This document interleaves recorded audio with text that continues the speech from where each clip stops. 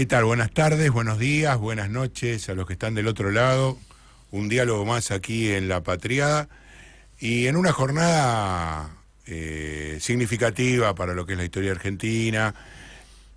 Tenemos, otro aniversario del atentado contra la AMIA.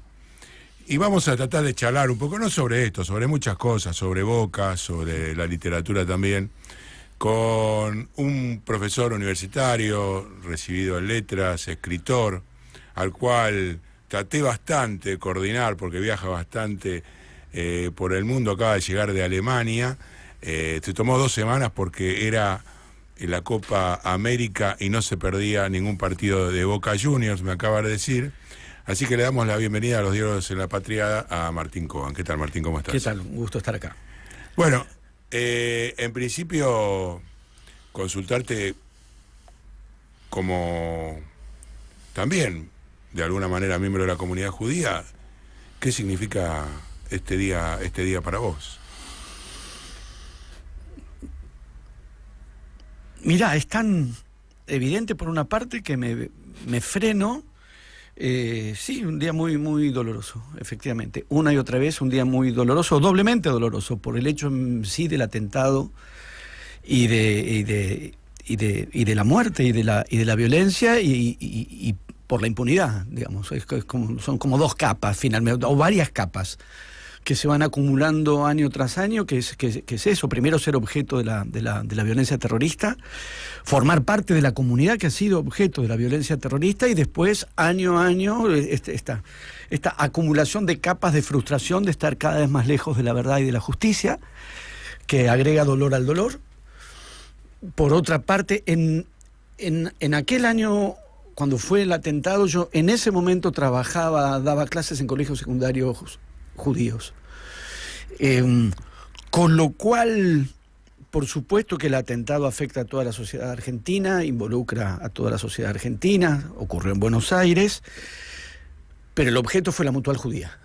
El objeto específico fue la Mutual Judía, de manera que hay también diríamos niveles, la solidaridad, que es fundamental, por supuesto, aquello que no es solidaridad, sino que interpela a la sociedad como tal. La sociedad argentina fue objeto de ese ataque, pero específicamente fue una institución judía, y el miedo, porque yo trabajaba en una institución judía, en parte involucra a todos y en parte está específicamente dirigido a los judíos, y de hecho, en las calles de la ciudad, ¿cuáles son las entidades, cuáles son las instituciones que, mal disfrazados de canteros o de algo que no se sabe ¿qué es? Finalmente, ¿qué es? Son muros de contención ante ataques posibles. Bueno, son las instituciones correspondientes a la comunidad judía. Hay mucho antisemitismo. Y ese antisemitismo, digamos, ¿cómo se refleja? Porque uno recorre el país y sabe que yo voy mi suegro es de Córdoba, yo sé que ahí pronunciar mi apellido es difícil, no hay ningún miembro de la colectividad judía, ningún descendiente, digamos, que haya tenido, pero ese antisemitismo en la sociedad argentina pareciera que se ha acentuado con el correr de los años, ¿o es una visión? La verdad es que habría que ver. A veces uno lo detecta justamente cuando, en esto como en todo, como cualquier forma de discriminación, como con cualquier forma de violencia, finalmente es más fácil cuando queda a la vista, ¿no? Digamos, cuando se vuelve evidente, cuando se manifiesta, finalmente es más drástica, es más brutal, es más feroz, pero es más identificable, es más reconocible. Lo que todos vamos aprendiendo en esto, como en otras formas y prácticas y modos de la intolerancia y de la discriminación, es tratar de detectar las formas larvadas, cuando no es tan obvio, cuando no es tan evidente. Me parece, por ejemplo, yo el otro día, por una razón que no viene a cuento, yo nunca había mirado cómo aparezco, cómo estoy yo en Wikipedia. Porque mirá, porque eso no lo llenas vos, no lo llena uno, te lo modifica el que quiere. Exactamente, entonces no me ocupo, y como además, a diferencia de otras personas que quiero entrar a ver algunos datos, los míos ya los sé, así que la verdad que nunca había entrado. pero a raíz de algo, no me acuerdo qué, no me acuerdo cómo fui a parar ahí. Sí. O alguien citó algo y dije, a ver, y aparece algo, lo pongo a título personal porque es anecdótico a nivel personal, pero justamente excede lo personal. Aparece la siguiente formulación: su familia es de origen judío. No es de origen judío, es judía. Yo no soy de origen judío. Es decir, revisa, yo lo detecto muchas veces esa formulación. ¿Vos sos de origen judío? No soy de origen judío, soy judío. ¿Cuál es la necesidad de algún modo atemperar la formulación? No, pero además, ¿por qué debería estar, si uno quiere, de entrada dentro de la biografía? A menos que diga, bueno, viajó de Europa, en mi caso, mi viejo, 1 año y medio, se escapó, sí. lo trajeron a mi abuelo. Pero en tu caso pero no sé ponele cuál que es lo quieren marcar. Por eso que quieren marcarlo. El asunto es cómo se marca. Porque entiendo que muchas veces, no sé si te ha pasado también, hay quienes por consideración, por lo que pretenden que sea consideración, evitan la palabra judío. Entonces empiezan como una búsqueda, un rulo de perífrasis, de bueno, vos sos hebraico del israelí, porque les parece, eventualmente con buenas intenciones, pero las buenas intenciones a menudo es de lo primero que hay que desconfiar, les parece que si te dicen judío directamente te están agraviando. En un punto no es sustancialmente distinto que cuando a Borges le decían no vidente y él decía, decime ciego, que claro. No me ofende porque soy ciego. Esa es mi condición. Y entonces es al revés. En la suposición de que hay algo que atemperar, o que disimular, o que suavizar, el que dice no vidente porque cree que si dice ciego está siendo hiriente al disimular. El que busca variantes para evitar la palabra judío como un gesto de consideración nos está ofendiendo al evitar la palabra, porque yo no soy hebraico, ni soy israelita, ni soy de origen judío, soy judío. En la percepción de que si alguien te lo dice así, te está ofendiendo, está el antisemitismo y a menudo uno lo detecta en alguien con las mejores intenciones, que puesto a discriminar o no discriminar quedaría del lado de los que no discriminan, y sin embargo justamente en el afán de no discriminar uno detecta algo que es ¿de qué me estás cuidando? ¿De decirme judío? No me ofende porque soy judío. Y en ese discurso que no te ofende ser discurso, yo a veces siento una impostación del judaísmo por parte del presidente. Hoy, por ejemplo, en el acto, yo lo acabo de tuitear, acá aparece un video en el cual está su hermana con él, los dos levantando un cartel, pero después Karina se fue y estuvo afuera. Lo que pasa es que ahí entramos como en un... Pero no, sí. pero lo digo en el contexto general, claro. En el contexto de un gobierno que reivindica una política que fue de alguna manera la que generó las condiciones para que se den el atentado.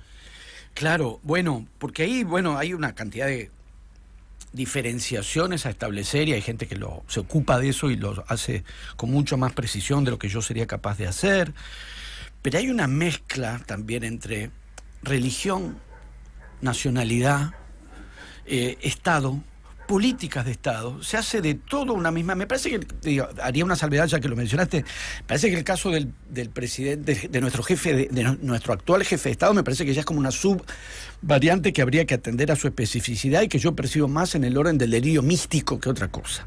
Que le dio por ahí, podría haber dado por otro lado, como cualquier delirio místico. Llamo delirio porque... nosotros se supone que estamos esperando el Mesías. Yo no, digamos, no tengo creencia religiosa. Claro. Pongámoslos en esos términos. Alguien con fe religiosa está en condición de esperar el Mesías, que no es lo mismo que sentirse uno mismo el delegado mesiánico y creer que uno es la reencarnación a veces de Aarón, a veces de Moisés. Ahí me parece que no es alguien que se está inscribiendo ni siquiera en las creencias de la religión judía, de las que yo no participo. Lo pienso honestamente más en la línea, honestamente, de un delirio místico, lo cual me parece preocupante.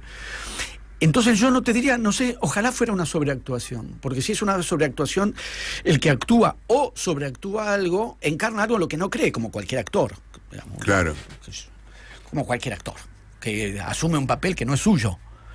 Ojalá esté asumiendo un papel que no es suyo. Me parece que asume una identidad en la que finalmente lo toma, pero lo toma a niveles muy extremos. Por eso se desestabilizó y lloró frente al muro de los lamentos, o ese tipo de... ahí no creo que esté ni actuando ni sobreactuando. Me parece que expresa un delirio místico. En ese embrollo, sí, religión, Estado, la existencia de un Estado o el derecho a un Estado, las políticas de ese Estado, una tradición, una cultura, son cosas distintas. Todo le llamamos judaísmo porque todo es judaísmo. Pero, por ejemplo, no siempre es fácil prosperar en el modo en que uno asume, como yo asumo la identidad de mi condición de judío, porque soy judío, y no tengo religión. Yo no tengo religión judía. Porque no tengo ninguna religión. ¿No te preguntaron nunca, porque a mí me pasó, sos judío o argentino? Es que es parte... Bueno, eso es antisemitismo puro, lo asuma o no lo asuma, ¿quién lo dijo? Porque justamente a Eddie Pequenino, para aliviarme yo mismo de esto, no le preguntaban si era argentino o italiano. Es que precisamente es parte de esa mezcla que supone que tenés otra pertenencia nacional. Entonces, al tener otra pertenencia nacional, aparece esa formulación que por otra parte es típica, con intención, con mala intención o con buena intención. Pero cuando es con buena intención, es una buena intención que queda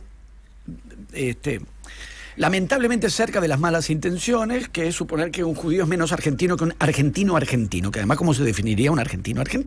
¿Cuál sería esa puridad de la condición de argentino que haría que un judío no sea tan argentino como un argentino, o no lo sea en absoluto? Pero me parece que es parte de este asunto, que es el judaísmo no tiene una sola expresión. Digo, el judaísmo, porque estamos hablando de judaísmo. Como ninguna sector, ninguna expresión. Claro, ninguna forma de identidad o reconocimiento o inscripción en una tradición o en una cultura. Entonces, yo soy judío y no soy ciudadano israelí, en el sentido que no tengo esa nacionalidad. Podría tenerla porque soy judío, pero mi nacionalidad es argentina, mis documentos, soy argentino. Tanto como Rimoldi Fraga, no somos menos argentinos que otros. Chacho Peñaros. Sí, digamos, ahí ya también me parece que más o menos larvado también hay un componente antisemita o que potencialmente podría derivar. Y con respecto, seguimos charlando porque hubo una polémica en estos días que tiene que ver con el cántico de los jugadores de la selección. Un tuit, ayer no sé si estuviste al tanto, de la vicepresidenta, ¿lo viste? Hablando del nacionalismo, hablando...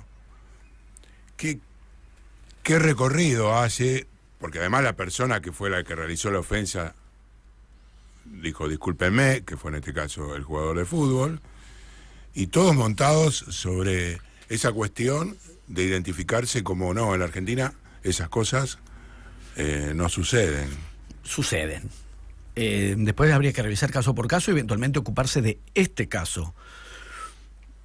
Pero podríamos conversar y no hace falta conversar porque los escuchamos, porque lo manifiestan, porque se percibe, porque lo detectamos una y otra vez.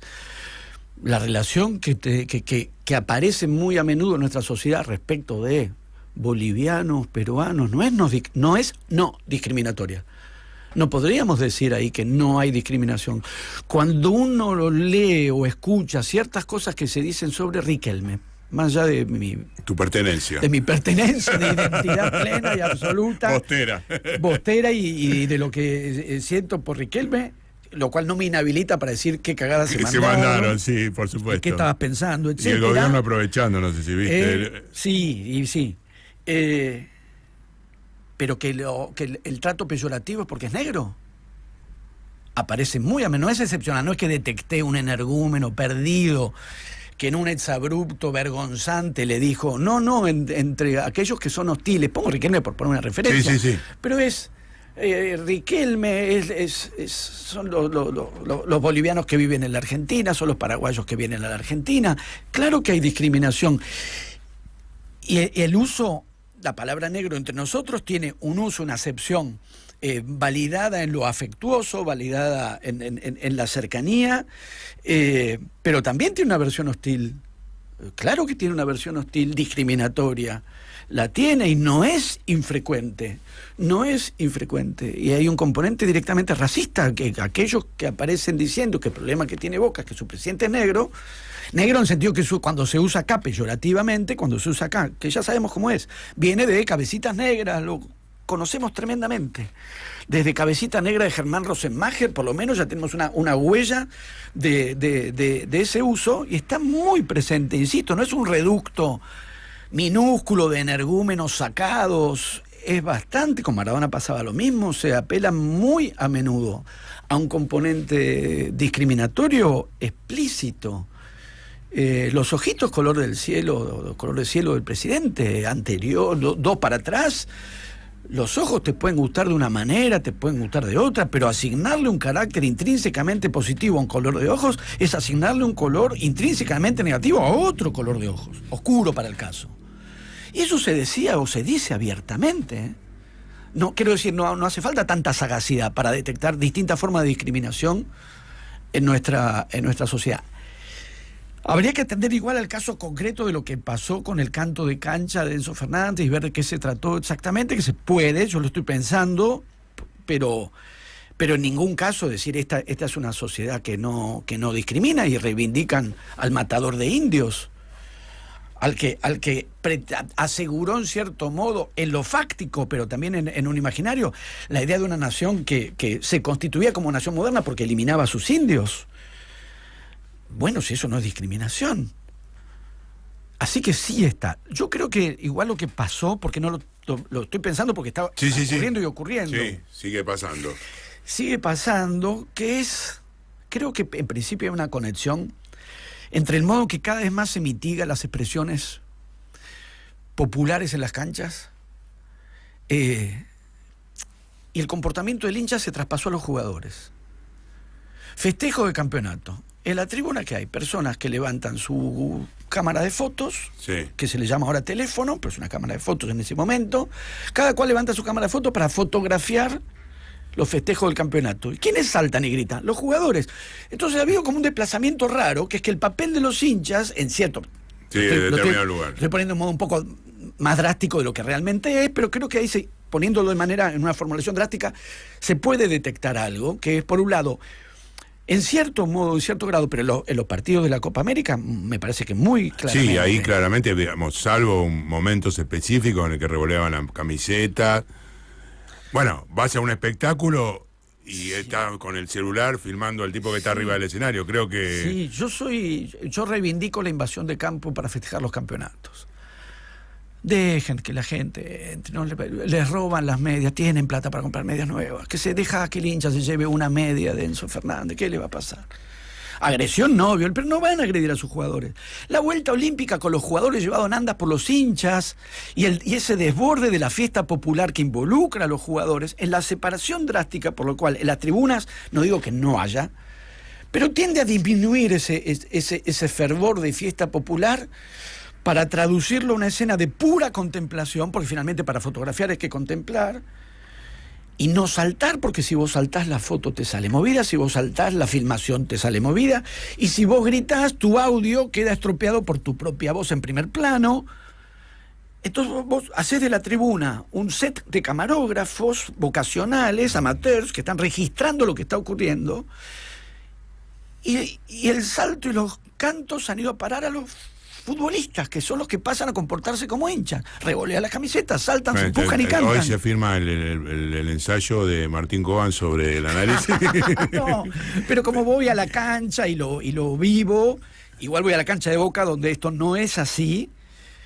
No es así, pero no es así porque hay una fuerte resistencia en el temperamento. Digo, Boca es lo que yo conozco, pero me parece una tendencia que se puede reconocer. No todos los campeonatos son iguales, no todas las canchas son iguales, pero hay una fuerte presión para hacer del espectador de fútbol alguien que está sentado y quieto, y claro, el fervor, el desborde, los cuerpos en movimiento.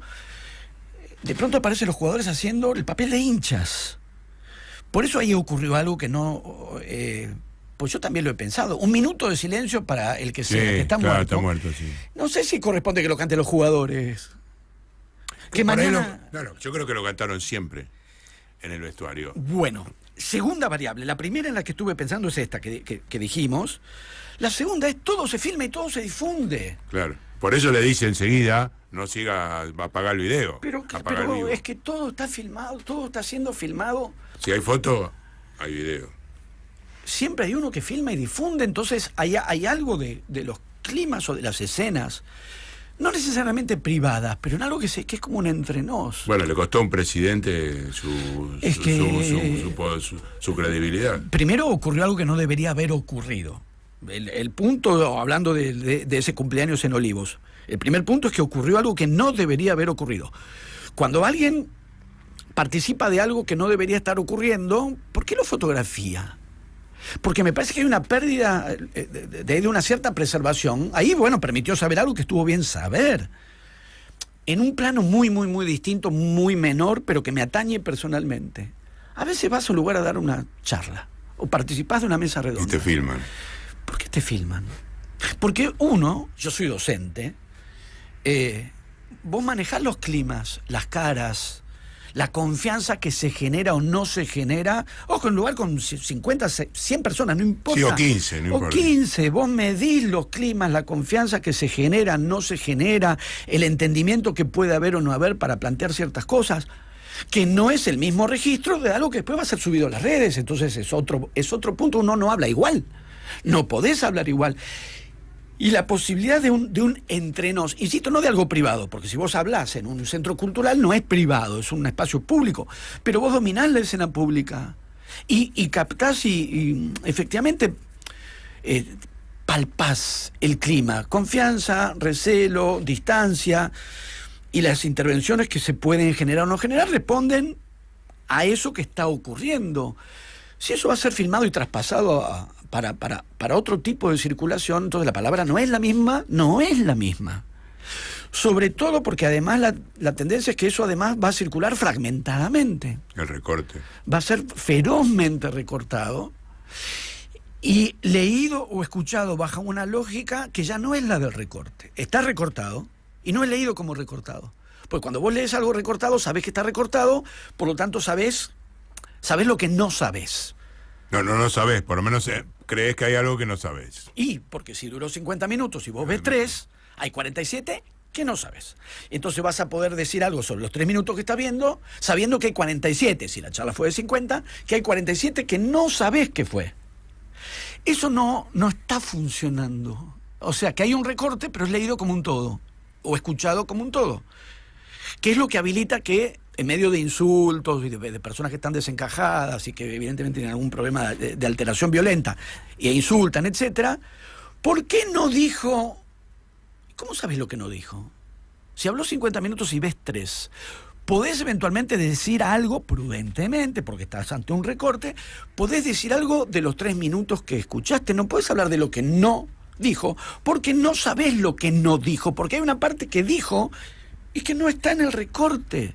Esto se ha esfumado. Como lógica de lectura o escucha de textos y de debate, se esfumó. Entonces todo pasa a ser registrado, recortado y puesto a circulación en función de una incomprensión sistematizada para alentar mecanismos de malinterpretación, a veces involuntaria, pero a veces voluntaria. Tengo a veces incluso la impresión de que cuando algún tipo de intervención, por ejemplo de Marcelo Bielsa, perturba algo, sí, salen rápidamente a decir que dijo lo que no dijo. Pero además está lo que titula ese clip, que muchas veces no tiene nada que ver con lo que efectivamente dice la palabra, dice la persona en ese momento. Mirá, hay un ejemplo que he puesto otras veces porque me parece el más ilustrativo, es un poco imaginario, pero verídico. Porque la otra cosa que desaparece es la idea de lo que estamos haciendo vos y yo ahora, que es un diálogo. En una entrevista genero diálogo, el entrevistado contesta a lo que le preguntan. A lo que le preguntan. Si la respuesta se extrae y se pone sola, su condición de respuesta a una pregunta desaparece y pasa a ser percibido como lo que no es y nunca fue, que es una declaración por iniciativa personal. Mi ejemplo es conferencia de prensa a un director técnico semana previa al clásico. Juegan A contra B. Le preguntan al técnico de A, ¿le querés ganar a B? ¿Qué va a contestar? No le quiero ganar, quiero perder, quiero empatar. Si le pregunta, ¿le querés ganar? Contesta sí. Título, le quiero ganar a B. Esa respuesta tiene un tono desafiante, de exceso de confianza, agresivo, petulante, que no existió no tomó la palabra para decir le quiero ganar, le preguntaste, le quiere ganar y obviamente solo te va a poder contestar que sí. Y dijo que sí porque le preguntaste. El ejemplo me parece que es sencillo, pero por eso mismo ilustrativo. Si vos a esa entrevista la titulás le quiero ganar a B, le estás haciendo decir algo que no dijo, aunque haya dicho sí le quiero ganar. Más cercanamente hubo una entrevista a Martín Caparrós. Sí. En un momento le hacen esta pregunta: ¿tomarías un café con Milei? Y Martín Caparrós contesta varias cosas. Y una de las que dice: tampoco creo que Milei quiera tomar un café conmigo. Claro. No me imagino ese café con Milei. La respuesta era no. Título. No tomaría un café con Milei. Más de la mitad de los comentarios. Haters. Eso seguro. Pero además son haters poco, porque hay formas de ejercer el odio. Podés leer la entrevista entera y odiar. Yo preferiría que no, pero incluso puedes odiar más si la lees entera. No, solo leen el título. ¿Y quién te dijo a vos que Milei quiere tomar un café con vos? Claro, porque el lugar en que lo expone el título es el de alguien que toma la palabra para hacerle saber no dijo eso. Le preguntaste y contestó que no. Y contestó por qué. Y en el porqué de su respuesta ya iba de suyo que tampoco Milei estaría interesado en tomar un café con un escritor de tales características, tal tipo de pensamiento. El título dice: no tomaría un café con Milei. Decenas de agravios diciendo: ¿y de dónde sacaste que Milei quiere tomar un café? Como no, es lo que le preguntaron. Está contestando algo que le preguntaron. Entonces, en esta lógica de recorte, ya no es simplemente el recorte como históricamente siempre ha habido. Puede haber recortes, extractos, pero cuando uno leía un recorte, uno leía un extracto, sabía que era el recorte de algo y que era el extracto de algo. Esa percepción es la que me parece que entró en crisis y se hace del fragmento un todo. ¿Y qué tiene que ver con la actualidad política que Todo. vivimos hoy? Un gobierno que dice que no necesita Telam porque tiene Twitter. Leí esa consideración de Marra, fue Marra, no sé si Sí, fue igual la solo. retiran todos, absolutamente todos, en Casa Rosada, Sí. Diaria, en Off, en On, Sí. es así. Me parece que lo más preocupante de esa formulación es que puedan tener razón. Es decir, yo no pienso así, me parece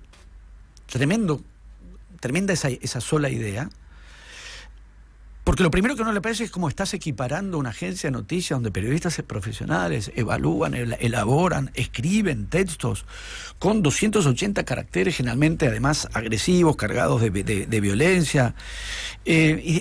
Primero dije, ¿cómo van a equiparar una cosa con otra? Y después dije, no, yo estoy leyendo mal, no están equiparando, están prefiriendo una a otra. Poniendo por arriba, claro. Están poniendo por arriba. El problema que tenemos, y me temo que sí lo tenemos, es que no estén equivocados. Es decir, que hayamos llegado a un punto donde ciertas políticas de Estado funcionen, encuentren mejor su aval ideológico en la violencia de Twitter que en la elaboración de un texto periodístico. Que el problema no es cómo pueden decir una cosa así. Sí, es ese. Y si tienen razón, tienen razón en el actual estado de cosas, en este momento del país, en este momento no solo del país, del estado de cosas en general. Del estado del Estado. Sí. Pues no ocurre solo en la Argentina, hay una transformación en la circulación de las palabras, de los textos, del trabajo de ustedes los periodistas. De un canal que puse, cambió la forma de medir la audiencia y estamos siendo menos escuchados. Ya. Porque me parece que también hay una tendencia a establecer como definitivo cambios que se están produciendo y que están transcurriendo. Nada es definitivo, salvo la muerte, obvio, pero quiero decir, hay algo que me suele poner un poco inquieto, que es el llegó para quedarse. La frase. Sí. La frase llegó para quedarse, que justamente apunta a algo que cambió y ya no va a volver a cambiar. Y en realidad todo esto se está moviendo, se está transformando, va y viene, fluctúa a gran velocidad por otra parte. Porque la idea de que todo esto se había desplazado, los blogs, por ejemplo, los blogs hoy parecen ser un objeto más antiguo que el libro de una imprenta con tapas y cosido. Entonces, en la misma condición vertiginosa, del blog a Facebook, de Facebook a Twitter, de Twitter a TikTok, no es exactamente lo mismo. De manera que todo esto está cambiando, se está moviendo, todavía no sabemos qué queda y qué no queda de un llegó para quedarse, porque ni terminó de llegar ni se está quedando, se está transformando y se está moviendo.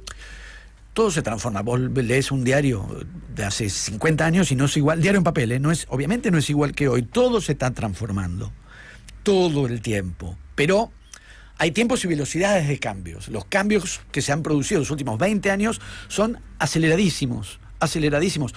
Pero en razón de eso mismo, me parece que sería equivocado definir y fijar un estado de cosas como lo que cambió ya terminó de cambiar. Porque sigue cambiando. Entonces no está tan claro. Lo que sí creo que se va consolidando, al menos durante un tiempo razonablemente estable, es porque yo no soy periodista, soy solo un lector de diarios en papel y un oyente de radio. O sea, soy muy del siglo XX. Pero sí me dedico a la producción y lectura de textos, porque soy profesor de literatura, entonces los modos de leer sí me interpelan. Y me interpelan no solamente en el formato libro, en el formato género literario, no es solamente cómo se lee una novela, cómo se lee o no se lee poesía, no es solo eso. Presto atención, o necesariamente no puedo sino prestar atención a lo que pasa en general con la palabra, con las palabras, su circulación en la sociedad y el modo en que son escuchadas o leídas. Entonces, que realmente no haya, cuando uno revisa, pero es muy claro esto, no es que yo haya detectado nada extraordinario. Vas a ver los comentarios en los sitios de los diarios, prácticamente de una nota o de una entrevista, prácticamente la totalidad, y a veces la totalidad de esos comentarios refieren solo al título. Entonces vos decís, bueno, el editor eligió muy bien el título. Y efectivamente el meollo de todo el planteo era el título, y ahí está todo, y por eso comprensiblemente o esperablemente los que entran a comentar comentan el título. Obviamente no, es porque no han leído la nota. ¿Y es una generación que lee menos? A mí, yo por lo pronto no lo pondría en términos generacionales, porque como ya estoy grande, bueno, me cuido es una sociedad que lee menos. Sí, no diría una generación. Porque ahí sí me voy al mundo de los libros, y el tópico también es los chicos no leen, y la formulación falsa de los chicos no leen, que igual es antiquísima. Cuando yo daba clases en secundario en los 90 ya estaba, los chicos no leen. Siempre recapitulo el subgénero docente, reuniones de padres. Ah, bueno, eso me imagino, eso da para un libro solamente. Sí, decididamente sí. Porque la ficción subyacente a los chicos no leen, que los adultos sí, y uno siempre tiene la tentación de decir, ¿y usted? Y cuando hablas con libreros, cuando hablas con editores, una parte muy considerable, quizás mayoritaria, del movimiento de libros es con chicos y con adolescentes. No estamos frente a una sociedad en la que la franja adulta lee literatura y los jóvenes no. Los jóvenes no, sí o no, y los adultos sí o no. No es cierto, insisto, vas a ver, vamos a cualquier librería, grande o chica. No, las colecciones juveniles activan fuertemente la colección, por nombrar, Naranja y Azul de Alfaguara, que son textos infantiles, juveniles, muchísimo. Los libros del siglo XXI para chicos, muchísimo. Y Harry Potter, ni hablar. Entonces no es cierto que es un problema generacional. Es un problema de un estado de cosas en la sociedad. Que a la vez, llamativamente, hay algo que ocurre entre la lectura y la escritura. Porque no es que no estamos simplemente frente, o que no se puede decir simplemente, complejamente frente al hecho de que ahí hay una noticia y alguien no la lee, o no pasa del título. Entra a comentar. Ahí hay un paso más.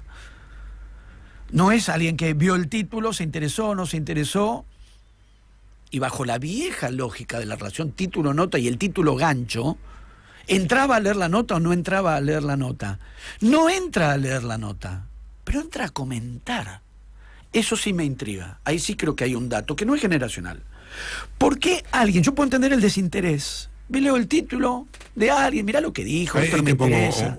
Porque eso forma parte de la imagen, en definitiva. El título es una imagen que complementa Exacto. la foto que está de abajo. Funciona más como imagen que como discurso, eso creo yo, porque finalmente lo ves, es casi un golpe de vista. Está más cerca, me parece. Está más cerca del golpe de vista y del impacto visual que del impacto conceptual. Porque si el impacto es estrictamente conceptual y te interesa, vas a leer la nota, que es como se pensaba antiguamente el título gancho. Pero como el título ya no va en procura de una lectura, sino de un clic. El famoso clickbait. Que no es lectura. Más allá que existan mediciones, por lo que sé, que permiten ver cuánto tiempo la persona permaneció. Sí. Es evidentemente otra lógica en la que me parece que claramente perdemos más de lo que ganamos, porque probablemente lo que se quiere es el clic para que vea el aviso que viene con la nota, no que lea la nota. Pero insisto que el punto que me intriga realmente, la palabra es intriga, es por qué alguien al que una entrevista no le o un artículo no le interesó para leerlo, sí le interesa para comentarlo.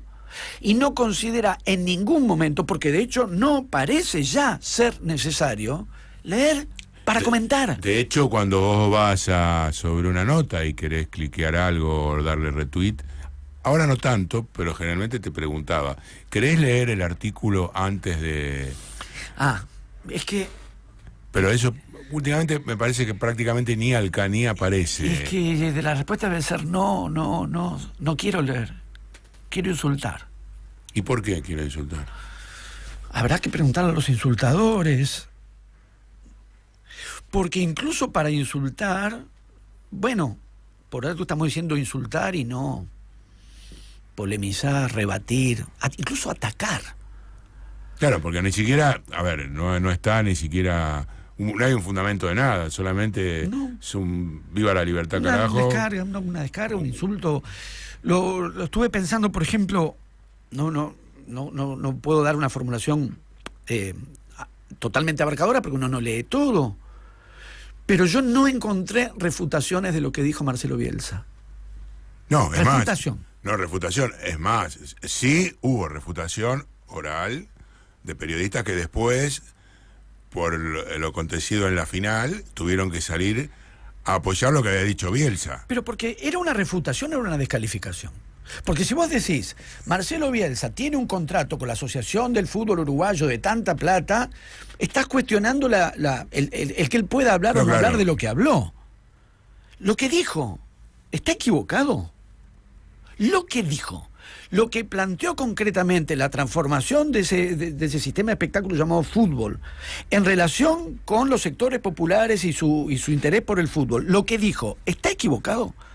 Si está equivocado, ¿en qué está equivocado? ¿Dónde estaría la falla o el error de eso que está planteando? ¿Por qué estaría equivocado eso que planteó? Yo no encontré una formulación de esa índole. Él forma parte del negocio, él gana tanto, tiene un reloj que vale, no sé, alguien le miró el reloj, dijo, vale tanto. Eso, que él tenga un reloj que vale tanto, indica que lo que está planteando como transformación del fenómeno del espectáculo de fútbol es falso. Están discutiendo si él puede hablar o no hablar, o desde dónde está hablando. Yo no encontré, porque me interesa mucho el fútbol, alguien que tome la palabra para decir, no, el movimiento de transformación que se está produciendo con el fútbol no va en esa dirección, sino en este otro, y lo popular tiene que ver con esto y no con esto, y el cambio va en esta dirección y no en esta otra. Yo no encontré, quizás alguien lo hizo, me lo perdí. Encontré insultos o descalificaciones personales. No puede hablar porque quedó en primera ronda en el 2002. No puede hablar porque tiene un contrato millonario. O sea, callar al otro. Lo que dijo, ¿está equivocado, sí o no? ¿Y por qué? A mí me interesa mucho eso. Bueno, no lo encontré. Eso pasa mucho en estos momentos en la política, en general, porque cuando uno le hace un cuestionamiento a un funcionario, te dice, no, porque ya teníamos antes 800 millones de inflación y ahora ¿cómo querés que salgamos? No, porque ya veníamos de la pobreza, o sea, la justificación constante de lo que dice. Además, la justificación está basada en que te dijimos que ibas a estar peor. Sí. Ahí hay algo, es parecido a lo que decíamos antes de Telam, Telam, una agencia de noticias para producir noticias, y no solo noticias, elaboración de textos o 280 caracteres, predominantemente reductivos y agresivos, etcétera. Porque en su momento, la instancia en la que el gobierno de Alberto Fernández intentaba recapitular el estado de cosas que había recibido fue neutralizado con el hashtag #APeroMacri. ¿Cuántas letras son? A, H, coma, espacio. No llega a 280, no llega ni a 100. Con ese hashtag neutralizaron, bajo la lógica, ahí es donde vos decís, claro, lo pueden hacer en Twitter, porque si vos tenés que escribir una nota en una agencia de noticias, un artículo en un diario diciendo cuál es el estado de cosas, qué pasa con la deuda que deja el gobierno anterior, qué puede hacer el gobierno actual, tenés que hacerte cargo de un campo de problemas y de un grado de elaboración. Te puede llevar eso a justificar o no al gobierno, podés defenestrar el gobierno de Alberto Fernández. No estoy hablando de eso. No estás hablando de la comunicación y exacto, la forma de... Exacto, las condiciones de comunicación. No estoy hablando de un gobierno, estoy poniendo ejemplos, pero no estoy hablando en favor de uno o de otro. Estoy diciendo cómo un hashtag neutralizó una discusión. ¿Y esa comunicación hoy es efectiva? Todo indica que sí. Hoy por hoy, sí. Y de hecho, la impresión que uno puede llegar a tener, porque el riesgo de aquello a lo que uno se dedica, que son las palabras, porque me dedico a la literatura, trato de estar atento a eso en mí mismo, porque mi tendencia es efectivamente, bueno, las palabras, pero las palabras, como el libro de Michel Foucault, las palabras y las cosas. Me vino Foucault a la cabeza porque es por Foucault por el lado que muchas veces se puede tender, no digo que esté en su formulación, a absolutizar, está el riesgo de absolutizar el discurso y de pensar que solo hay dinámicas de discurso. Eso no es, obviamente no es así, pero no es así tampoco en Foucault, Michel Foucault, que tiene una teorización respecto a la inscripción de los cuerpos y la disciplina de los cuerpos y la práctica de los cuerpos, que está muy lejos de una absolutización discursiva. Quiero decir, hay un plano en que hay lucha de discursos, efectivamente. Y la lucha de discursos no es solamente de los contenidos, de alguien que esté de acuerdo con la política de Macri y otro que esté de acuerdo con la política de Alberto Fernández. Yo personalmente no estoy de acuerdo con ninguno de los dos y no he votado a ninguno de los dos. No estamos hablando ahora de eso, sino de géneros discursivos. ¿Qué es? Fundamentación contra hashtag. Y gana hoy por hoy, gana el hashtag. Ahora, además de la guerra de discursos, tenemos lo que está pasando realmente. ¿Cuánta durabilidad tiene uno? Porque uno lo vive todos los días en la Casa Rosada, voy a decir, cada vez notás que tiene menos respuesta, cada vez cansa más el discurso en el cual te dije lo que iba a pasar. O sea, me pasó preguntar en las últimas semanas y que no tuviese contestación. No me pudiese explicar por qué emitía, si había dicho que no iba a emitir, o ayer que, o el otro día un compañero le preguntó ¿en qué beneficia sacar el cepo a un trabajador? Dijo, a cada uno lo beneficia en forma distinta, pero te preguntó a una persona de la calle y no se lo respondió. Bueno, es que ese trabajo que tienen ustedes entre manos, ya no la copa de leche del trabajo insalubre, zancos les tienen que dar. Así que va mi consideración. Saludos. No, pero yo lo digo, independientemente de eso, digo, te lo ato con lo que vos te estás diciendo. ¿Cuánta durabilidad, cuánta carretel tiene ese hilo? Sí. Y además ese hilo se va a cortar. En parte, claro, está la pugna de discursos, de lo que otros dicen, interceptan, preguntan, plantean, objetan, y después se corta tarde o temprano con la realidad de las cosas. Lo que pasa es que es mucho más doloroso, y si uno pudiese anticipar eso, evitaría dolores, perjuicios y padecimientos en la sociedad.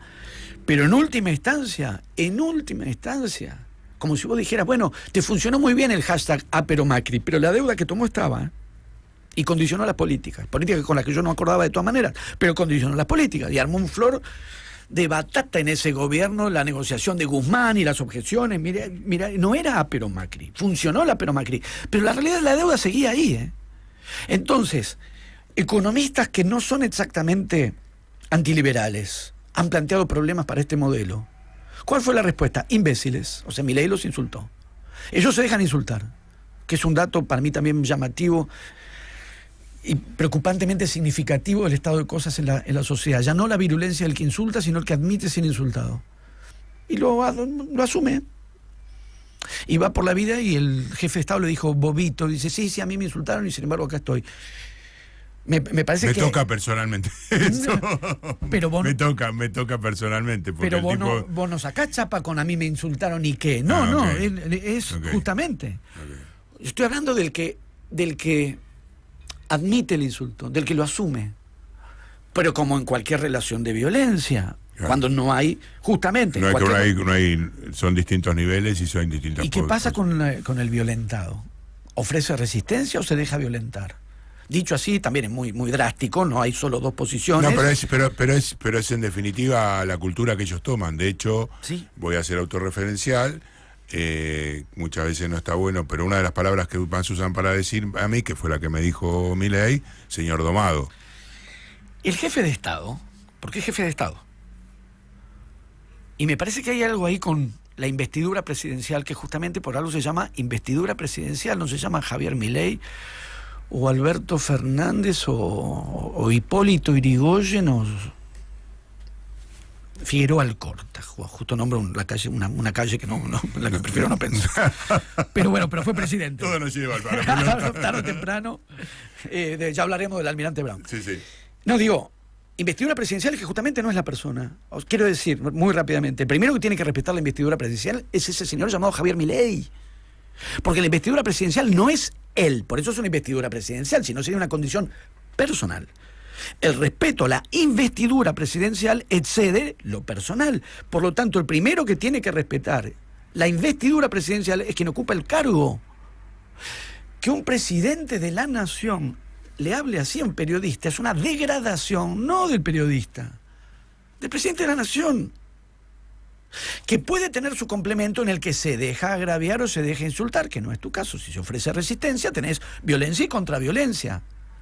No estoy pensando en alguien a quien le dijeron asesina de niños, que es peor que domado. Y se dejó decir eso, se dejó decir, nunca hubo exactamente un desdecirse o un disculparse.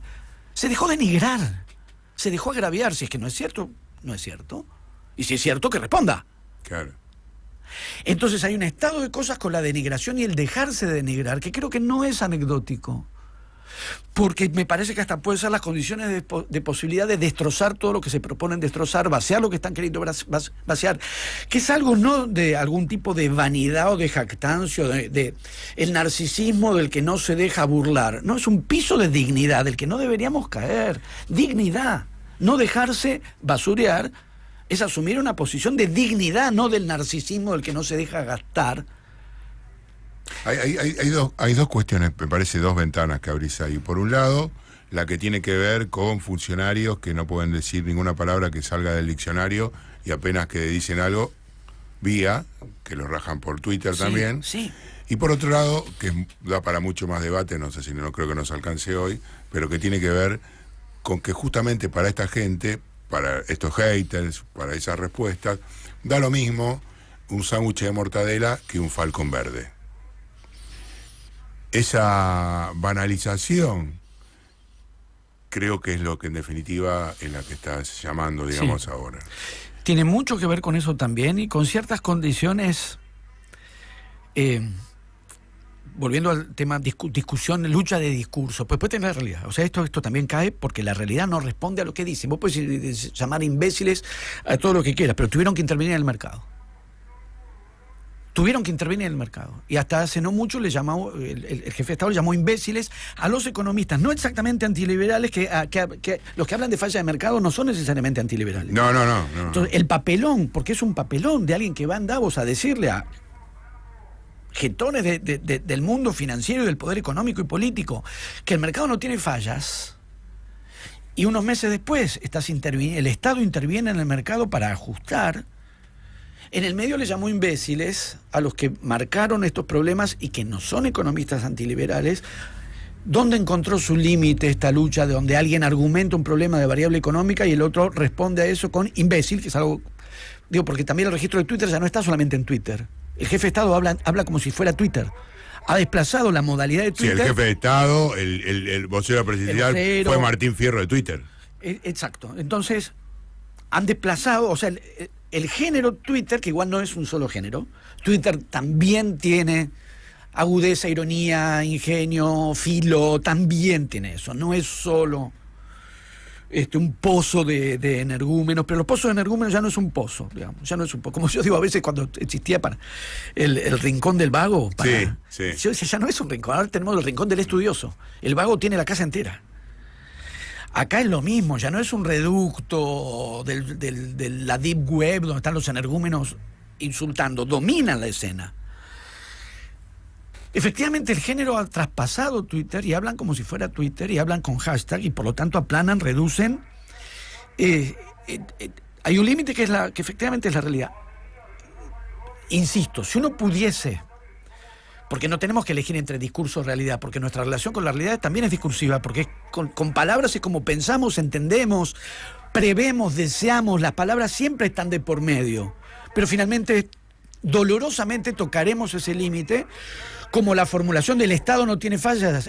Mirá, mi fallido por algo ocurrió, hablando de palabras. Sí. El mercado no tiene fallas, el Estado no tiene que intervenir. Encontró el límite de lo que hizo Caputo esta semana, que fue intervenir, el Estado interviniendo sobre el mercado. Ahora, hay algo que hay que tratar de no hacer, pero es difícil, que es nunca discutir de algo que a uno le importa. A mí me ha pasado con el fútbol. No, a ver cómo es eso, no discutir de lo que te importa o no. Con alguien al que no le importa. Ah, perfecto. La discusión la tenés perdida, digas lo que digas.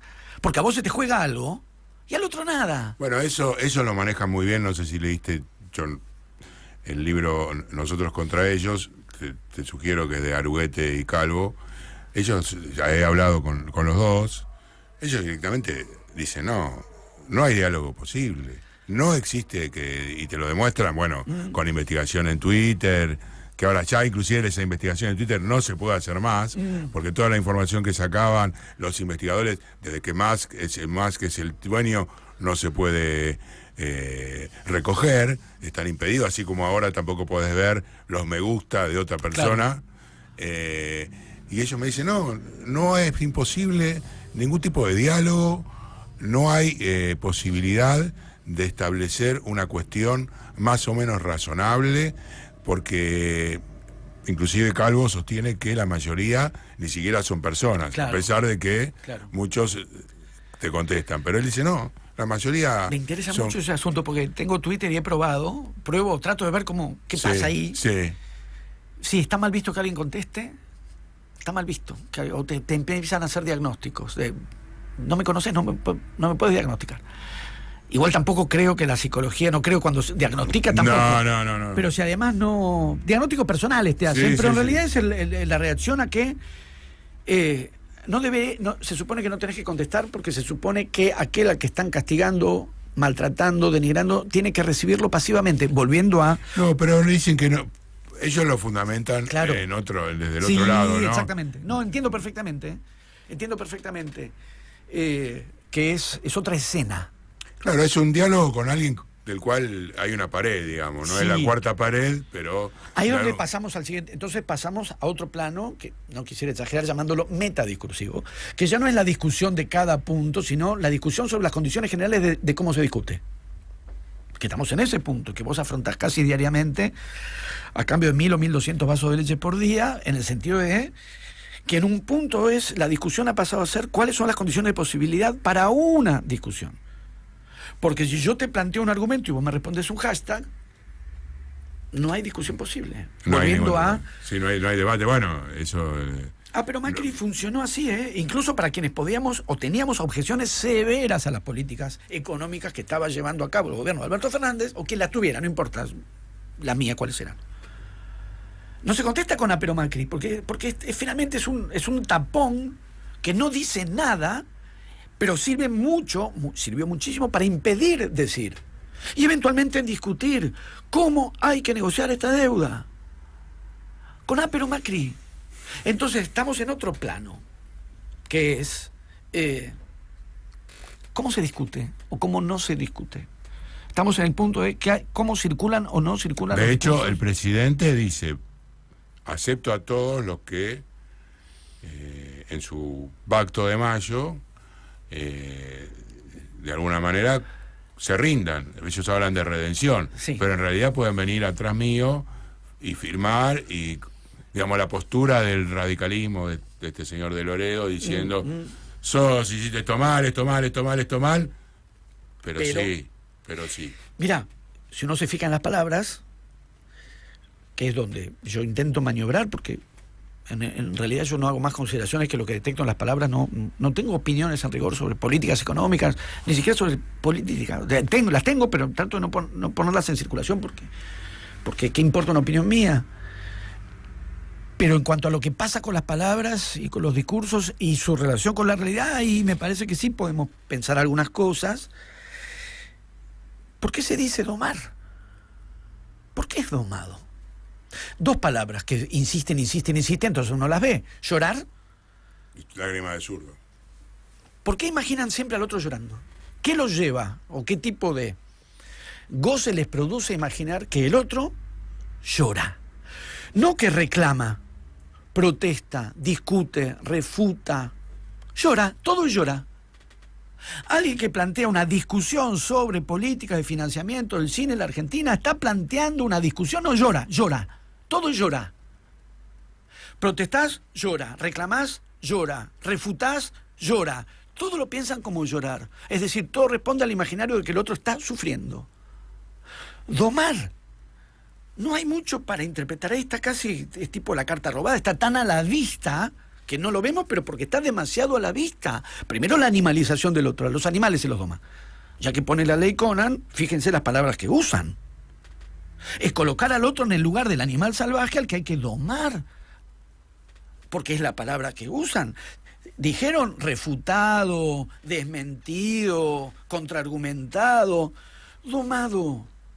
Entonces tienen por un lado un imaginario que se expresa las palabras, pero las palabras van unidas a las políticas que llevan a cabo. De disfrute con el padecimiento ajeno, porque por algo no quieren, prefieren imaginarnos llorando, insisto, no reclamando, protestando, discutiendo, llorando, y por algo se imaginan domando gente, es decir, apaciguando y volviéndolos mansos y serviles y obedientes. O sea, es una lógica del sometimiento. En nombre de la libertad, que es todo lo contrario, los animales cuando están domados es que perdieron su libertad. No es que no digo que haya que domar o no domar animales. Estoy diciendo las palabras. Las palabras, claro. ¿Por qué usan domar? ¿Por qué usan la palabra domar? Y además domar? se reconoce como un león. Sí. ¿De un león domado o no domado? Porque hace una mezcla que igual es interesante. Es interesante, pero tenemos la realidad con tanto sufrimiento. Porque por momentos es Moisés, de a ratos le agarra que es el gladiador romano, de a ratos es el león. Entonces, pues, con el gladiador, ¿qué hacemos? Y todo esto podría ser más lateral, podría ser un complemento si no fuera la sustancia de lo que pone en juego. Hay algo sobre lo que en algún momento habrá que volver, cuando pase quizás todavía un poco más de tiempo, que es cuando le encargaron a la inteligencia artificial. Yo creo que hay que pensar también mucho en la relación entre inteligencia artificial y estupidez natural. No quise meterla, nos metamos demasiado. Yo no lo tengo, es parte de lo que está ocurriendo. Sí, pero alguna conexión debe haber entre inteligencia artificial y la estupidez natural, que es cuando lo pusieron a Milei creyendo que lo levantaban en la figura de Napoleón Bonaparte y tomaron la imagen de un Napoleón derrotado. Esa contraposición de estupidez natural e inteligencia artificial me parece que es una dicotomía que da para mucho, porque además cree que puede gestionar el Estado con la inteligencia artificial. Y no es así. Somos hinchas de fútbol. y no se pueden controlar los hinchas de fútbol, me parece, ¿no? Bueno, sí, ¿no? Digamos, en el fútbol, eso vuelve a Enzo Fernández y lo que pasó con ese tuit, sí, y esa discusión. Hay también una regulación, finalmente es un desborde regulado. Todo eso una y otra vez lo pienso, porque pienso desde la literatura, no deja de estar en el matadero Esteban Echeverría. ¿Comete el delito cuando los delitos los comete el Estado? Bueno, ahora se está de alguna manera poniendo en discusión todo eso, la punibilidad como para los pibes de 13 años, las leyes que plantea el gobierno, porque además no tiene que ofrecer, que ofrecer desde el punto de vista de lo solidario, de lo humano, de lo cotidiano, creo. Es que ese es el punto donde, otra vez, ¿esto cómo se dirime? ¿Con hashtag 280 caracteres o abrimos una discusión? Porque si abrimos una discusión, además de ir a poner o no poner cartelitos en la avenida San Juan y Entre Ríos, discutamos Operación Masacre de Rodolfo Walsh. ¿Qué pasa cuando el que viola la ley es el Estado? Ponemos el texto sobre la mesa, discutimos el texto. Pero eso con hashtag difícil. No se puede. No va a salir bien. Bueno, ¿y cómo va a salir Boca el domingo, el fin de semana? Yo con Boca siempre pienso que vamos a ganar. Vamos a ganar. ¿Y cómo terminá, cómo viste la selección? ¿Qué te pareció? Me quedé dormido con Shakira. ¿Por qué? Te quedaste dormido con Shakira. Bueno, estabas en Alemania, digamos. No, ya estaba acá, ya estaba acá. Me dispuse a ver. Con Boca no me pasa, porque estuve muy nervioso. Mira, te sube la adrenalina. Claro, sí. Y acá miro y quiero que gane y me alegro si gana. Pero no lo sentís de la misma manera. No, y me parece que ocurre muy a menudo, no solo con los hinchas de Boca, con muchos hinchas de fútbol. Creo que es bastante común en el hincha constante, el hincha sostenido, el de domingo a domingo. Es un público distinto al de la selección. Sí, me parece que sí. No que no se puedan tener sí, no digo que no exista. Digo que hay un perfil del hincha de fútbol que durante los mundiales echa de menos el fútbol, porque es un mes y medio o 2 que uno no puede ir a la cancha. Hay un perfil del hincha de cancha y un perfil del hincha de ascenso, que yo también soy. Yo soy hincha defensor de Belgrano. Mirá. ¿Por qué vivías en Núñez? Soy de Núñez. Sos de Núñez. 11 de septiembre y Jaramillo. Mirá. Me hice de Boca, de muy chico ya era de Boca, pero la cancha de un infiltrado. Sí, conozco el campo enemigo. Bueno, Martín, muchísimas gracias por estos minutos acá en La Patriada, en estos diálogos en La Patriada, y creo que hay que seguir con este debate y ver la manera de salir de este momento, no hay otra. Ya va a pasar. Ya va a pasar, ¿no? Aunque no lo creamos, va a pasar también. Sí, mientras dura es difícil, pero ya otras cosas tan malas y eventualmente peores han pasado también. Muchísimas gracias. Un placer.